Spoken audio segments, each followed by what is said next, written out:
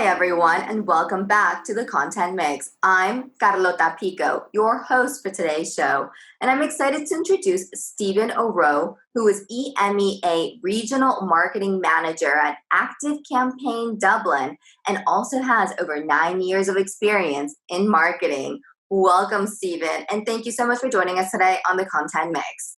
Thank you. Thank you for having me. Really happy to be here. The pleasure is ours. I can't wait to learn more about ActiveCampaign. So, Stephen, let's start off with a little bit of information on your background. How did you get to where you are today? Yeah, so I think you opened with 9 years of marketing experience, which is true, but it's been a funny journey to get where I am today. I suppose starting back from where I studied engineering and not the software type, the mechanical type. And that was one of the first kind of areas that I kind of got involved in. And I think I always say, sometimes you have to do something fully to understand that you don't want to do it anymore. So after I finished that degree, I decided to go back and study journalism and media. And that's really where, I found a real interest in how we communicate, the content that we use to communicate. And generally just the media landscape was really interesting in those early years. And as I was studying that topic, what was happening, this was around 2011, 2012, what was happening, you probably remember this, everybody does, was like social media started to become a kind of business channel more and more. Like Facebook was really building out its ads platform. All social media platforms coming up were making sure that it was somehow able to monetize what they were doing. And basically, when you were studying media at the time, they were kind of saying, hey, look, all the stuff that we're teaching you right now is probably not going to be very relevant because we see this huge social media industry monster coming over our shoulder, which may, take away from more of the traditional styles of media that we're used to. And this really piqued my interest. I was like, okay, I'm a real kind of, I wouldn't say that I'm great with change, but I do like to investigate change. So one of the first things I did when I finished college was start looking for a job in social media. And I found one in a really interesting space. It was like a brand new space in a telecoms company domestically in Ireland. And what they were looking for was what we kind of take for granted as being like part of the normal marketing mix or part of the normal kind of acquisition mix. And that's social CRM, which was a brand new word back then. Even CRM wasn't spoken about that much when it came to marketing. And they wanted to understand how they could start kind of side by side looking at people's social profiles and understanding who they were as a customer. Pretty normal now. I think pretty much every software platform you can buy will offer you some kind of service like that, including ActiveCampaign, where I'm working. But it was a really interesting project to work on that. From there, I kind of decided, okay, I really like this kind of new area. And I was really interested in the software and tech side of things and the startup areas. So I applied for a job in a software company, and I got a job as a community manager where I was overlooking more social and community building for that software company. And they were global. And that's when I really got that perspective outside of domestic markets of, looking at your audience or looking at your customer base across multiple borders and trying to figure out, okay, who needs what and when and where and what kind of experience do all of these different people need? And how do we cater for that in our marketing campaigns and communications?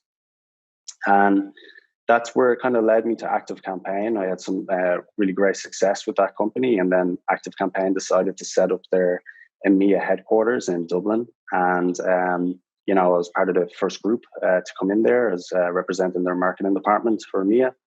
And that's where I am today. That's my life story. Okay, wow, very exciting. So you're an engineer turned marketeer. For sure, yeah. So, yeah, I know.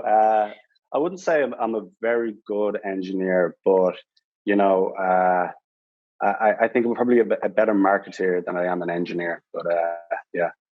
Did you learn anything during your engineering years that you've been able to transfer over nicely to marketing? Love that question.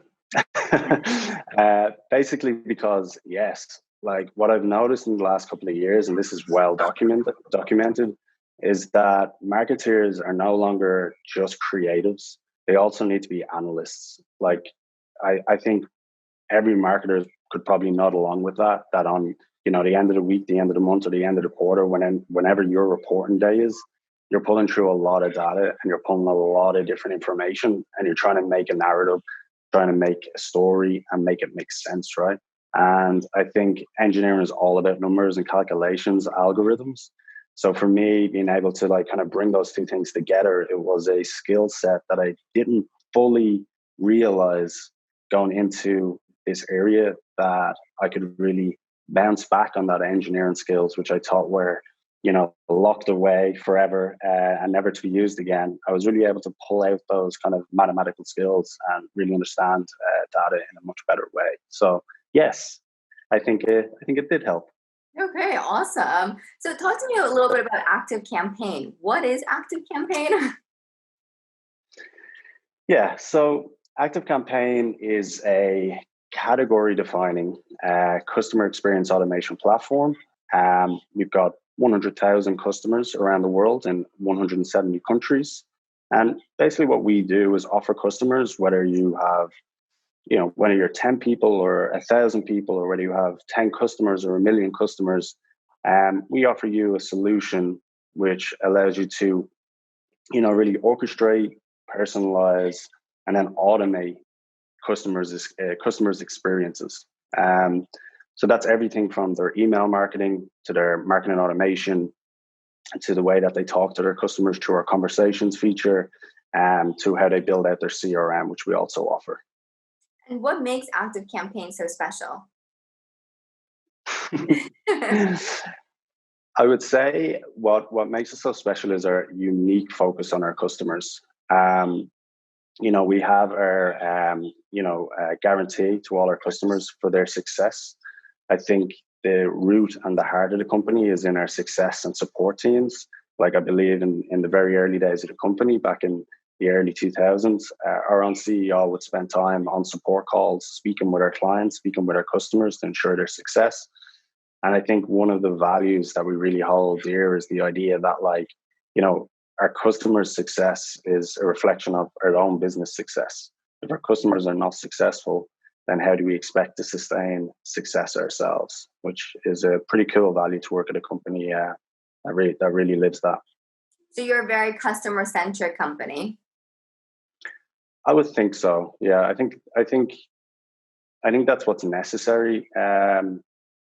Today, especially. I think a lot of companies kind of forget that. And I think a lot of marketeers can sometimes stray away from that idea, and that they need to be looking and thinking about their customers and hearing their feedback, and truly listening to the problem that they have. Because at the end of the day, as a business, you want to solve that problem, right? So unless you really understand what it is, how are you going to do that, right? So yeah, I think being at the center of the customer is important for all departments in the business. Yeah, definitely. I would totally agree with that. Stephen, I read that you recently came to Europe, right? ActiveCampaign, I mean. It recently For sure. established a branch in Dublin. Could you talk to me more about that? Why did an American company decide that it was important to have feet on the ground in Europe? Yeah. Well, one, there's obviously huge opportunity in Europe, right? First of all.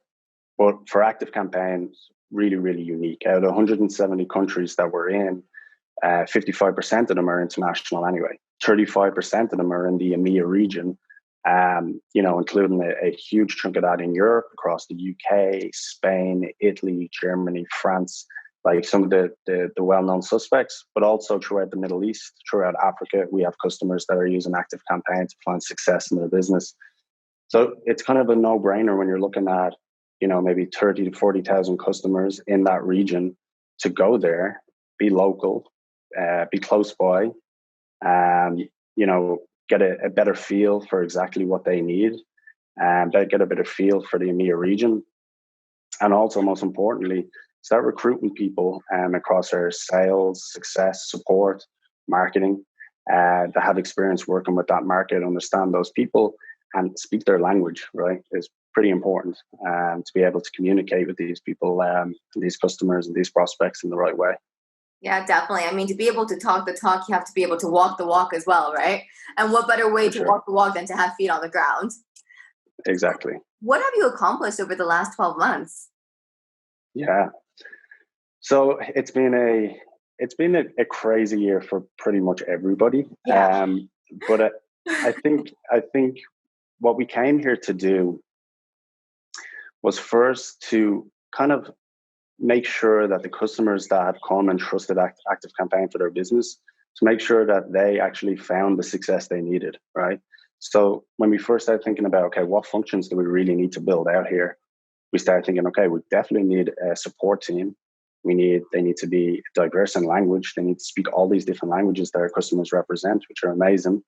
And we need to get success people there. We need great onboarding people, solutions experts. We need people that not only are going to help our customers use our product, but also be able to be almost consultants for their business to make sure that as they grow, we can grow. As we grow, they grow.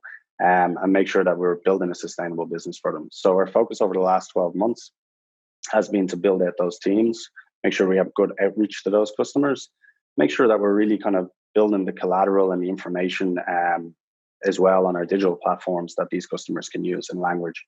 So this meant, putting in place a localization operation in Dublin in EMEA. And this has really helped us move maybe like our success collateral, our help center collateral into different languages. We just recently launched them into Portuguese and Spanish, and we'll be launching into Italian, German, and French very soon. And this is 600 articles, I think over the last 12 months, we've translated 400,000 words across all of these different languages. And then, we've also been perfecting the product language as well. Very early days, we started to, years and years ago, really, we started to localize the product into different languages because we realized that people wanted to use it in different languages. And then over the last year, we've really been perfecting and tweaking those experiences in the product as well. So very, very busy aligning to the different markets and their needs, especially along language and cultural adaptations. Yeah. Okay, very interesting. So spinning off of that response, Gary Vee actually said the other day that it's more important to hire people according to the qualities that they can offer versus the skills, because you can learn new skills, right? You can train yourself in a new tool, you can acquire that type of education. But qualities you really get through experiences, and you're kind of born with certain qualities as well. So let's say you had to hire somebody for your current role because you're promoted to global marketing director. What type of qualities would you look for in a new hire? It's a really, really good question. And I think that's for me, I think that's exactly why you should be hiring. Like there's always an argument for hiring for skill set. And I think, that's going to be your filtering system for your candidates anyway, to make sure that they can at least do the job, or at least you think from their previous experience, they can do the job you need them to do. But then on the other side of it, you have to be thinking, okay, I kind of want to get somebody with the right qualities and attitude, because the other stuff, a lot of the time, you can teach it. And when you go into different businesses as well, they do things differently. So if you take someone from another business that comes into yours and they want to do this role or that role, you're probably going to have to do a little bit of learning, and they're probably going to have a bit of on-the-job learning anyway. So for me, it's really all of their qualities. But to get back to the question of which, I'm guessing you're asking which is the main quality that I go after. I suppose kind of honesty, and I don't mean that in they don't lie, but they're pretty open and honest about to keeping in the marketing sphere is okay, we want to run this campaign, or we want to do this or whatever. Maybe they don't have experience on that. You can find a lot of marketeers that will kind of say, okay, and they'll go and they'll give it a go. And there's a lot to be respected about that. But what I really find is somebody to hold up their hand and say, hey, actually, I've never done this before. I probably need some support in this. And I don't really care how experienced that person is or how experienced their CV says they are. If they don't kind of hold up their hand and say, hey, I haven't done this before, I'm going to go do it, But just to let you know, I might need some support with this. I think that's a quality that in the long term really comes back to benefit the business, because you can teach that person how to do those things, and you can put the support mechanisms in place to help that person succeed. Excellent. Excellent. Okay. So now looking forward, what do you hope to accomplish in the next 12 months at ActiveCampaign Dublin? Yeah. So I think if we call the first 12 months phase one, Okay. and that's kind of like what I just spoke to there, where, we were really looking to come and serve our customers that existed here, give them all the different resources they needed from us to be successful. And I think as we move into phase two, we want to really get the message out there and raise awareness that we're here, we're in EMEA, and we can offer this absolutely fantastic tool, and we can offer CXA to small businesses, medium businesses, big businesses, so they can really, really get the benefits from their business. I think getting that message out is going to require a lot of marketing work. I think, it's really easy to come to a new region sometimes and put out some kind of half-baked messages from marketing across different regions. But I think what we're going to be focusing on a lot is understanding our exact customer personas within each country, really pulling that information out and understanding what aspect of our product actually solves the problem for that customer persona, rather than reflectively saying, we have this product that solves this problem, and we're going to tell people about it. We're actually actively going to go in and find out what the problems are in EMEA, and show people that we have the solution to those problems. So a lot of awareness, a lot of growth. I think our team is probably going to grow by another 50%. That will take us up to, probably 150 to 200 people after 2 years of settling in EMEA. So we're super fast EMEA growth here. So yeah, growth and awareness, if I had to put it in 2 words. Wow. Okay. So interesting times ahead. Yeah, big time. Okay. Now let's take a walk down memory lane. Could you talk to me about some of the most memorable marketing experiences that you've had to date? What has shaped you as a marketing professional? Yeah. I think something that I always go back to, which is at the base really of who I am professionally, and that's how long I spent in my early days looking at social media and communities in general. Like, I've looked at so many different perspectives from customers. I've aggregated feedback. I have manipulated data, quantified it, twisted it, turned it around, that I really feel like, I've never come across a piece of customer feedback that wasn't leverageable in a campaign for marketing. So for me, I'm always about, okay, what will work if this was a one-on-one marketing campaign, if this was some kind of ABM sort of thing, and then working out, how do I scale that ABM one-to-one into a one-to-many campaign? And I think, thinking back to my career, the customer feedback I have, that's where I always go. I'm like, well, what are the customers saying? Like, what language are they using, and how are they describing the problems they're having? Like, how can we become part of that conversation in a really meaningful way, that they don't need to go and Wikipedia different marketing terms that we're using, or different industry terms that we're using. Like, really being side by side with the customer is a real kind of core principle I have when I approach any campaign. On the other side as well, as my career started to grow, I started to realize how important it was to internationalize. That, sometimes, more often than not, the American influence of somewhere like Silicon Valley doesn't always excite markets in Europe, right? Like, just because it's big in the US and in the software space doesn't mean that everybody in France is going to be like, yeah, like, we'll take it no matter what experience you give us, because it's cool over there. And, from my experience, I always thought that, like, growing up, I was like, oh, it came from the United States. This is probably really cool. This is probably whatever. And obviously Ireland's an English speaking place. So I had that perspective. And, as my career started to grow in the international markets, I started to realize, actually, that's not the case at all. And that's not the way to grow meaningfully and create meaningful brand equity in those markets and longevity. But what's really interesting, if you're looking for like a funny example of how this really came about was in one of my previous roles, we were entering the Japanese market. And we ran a community at the time, and we used to call our best community members ninjas. They were product ninjas. And as we entered the Japanese market, that doesn't translate in the same way that we have here. So it was a real eye opener that sometimes positive rhetoric that we use in marketing in the Western world often does not translate whatsoever in the Eastern world.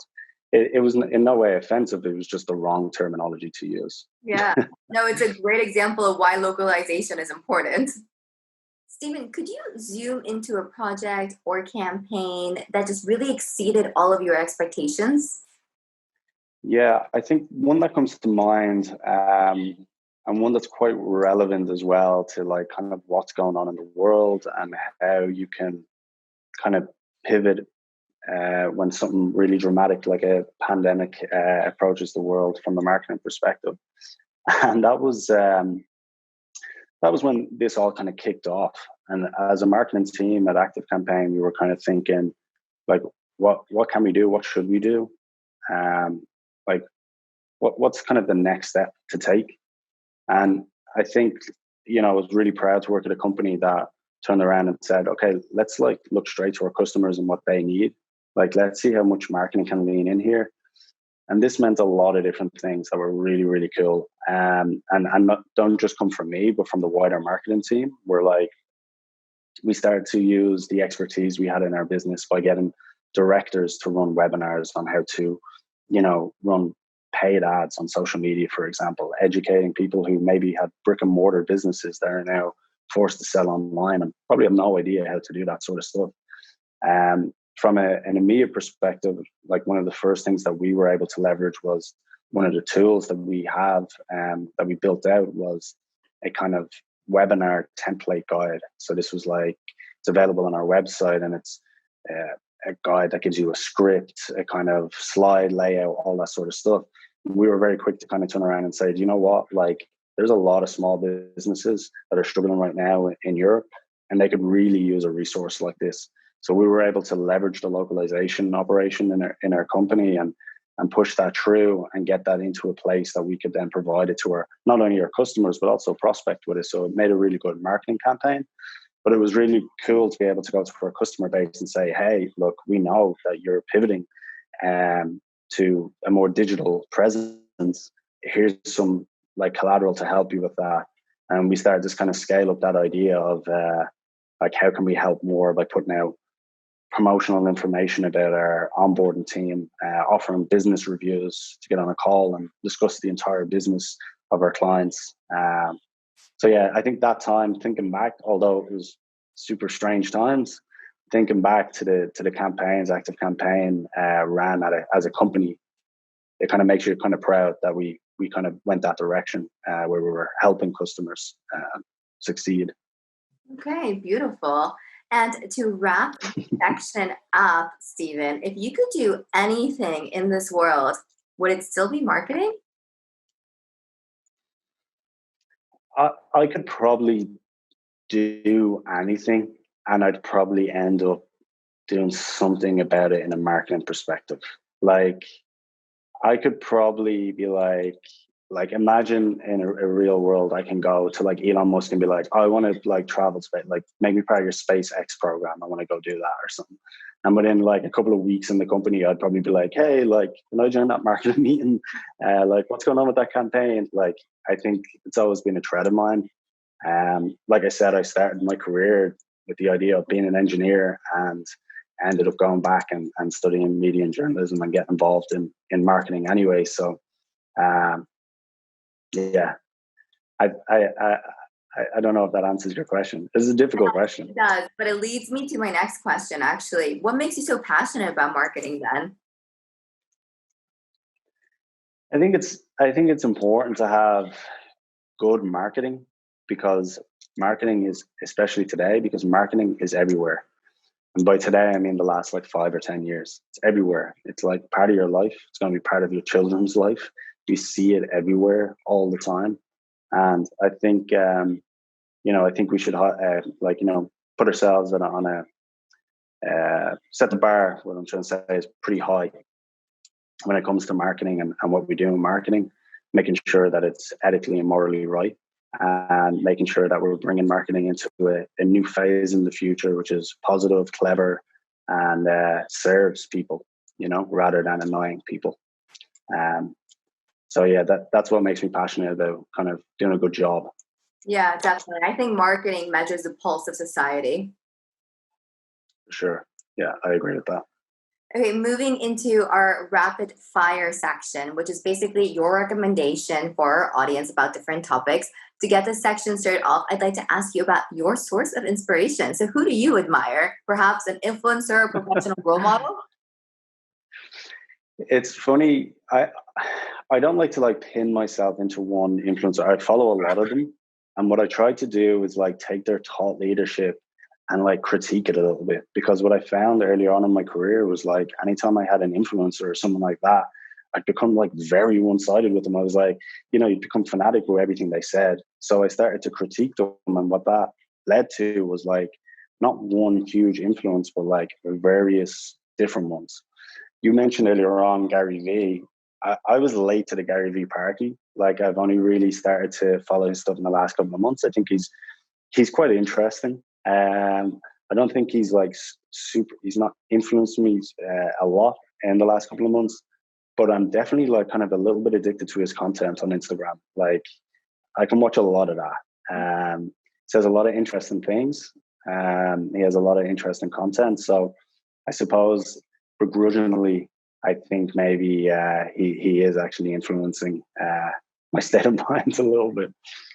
Okay, excellent. He influences me as well. Now, what about a book, a publication, a podcast on top of the Content Mix podcast, obviously, a group or a community that you'd like to recommend? Sure. I think I'd go to book, and this book has been. I read it within the last year, and it's always kind of come back to me every time I'm making a decision in work, in my life, or whatever. It's not a particularly new book. It's Start With Why by Simon Sinek. This book it's really, really obvious concepts, but articulated very, very well. And it can also be very influential in when you're making any decision. It's also really, really cool book to read when you're kind of thinking back on your life and why you may have done different things, and putting the why alongside it. So that would be my recommendation. Okay, excellent. And to finish this interview up, what's your favorite app at the moment and why? Can I be really corny and say that it's the ActiveCampaign app? I'm expecting that one.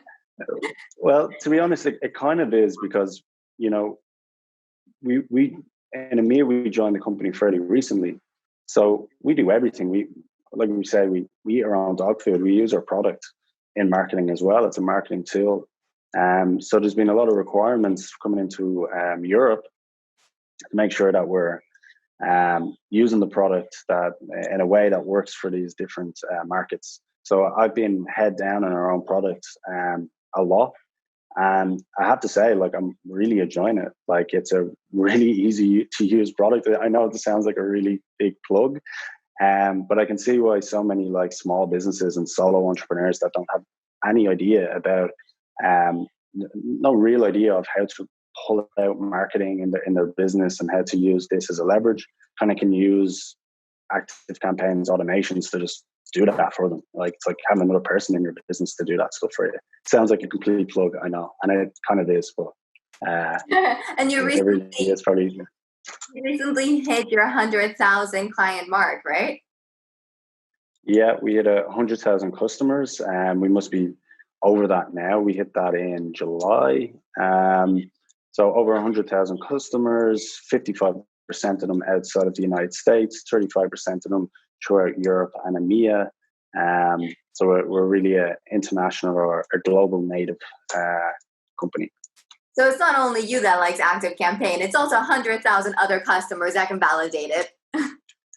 Yeah, about 110,000, let's say, 110,001 people who would advocate. 111,000 then.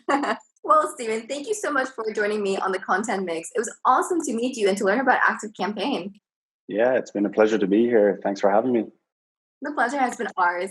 And to everybody listening in today, thank you for joining us on the Content Mix. For more perspectives on the content marketing industry in Europe, check out the Content Mix. We'll be releasing interviews just like this one every day, so keep on tuning in. Thanks again. Have a fantastic day and see you next time. Bye.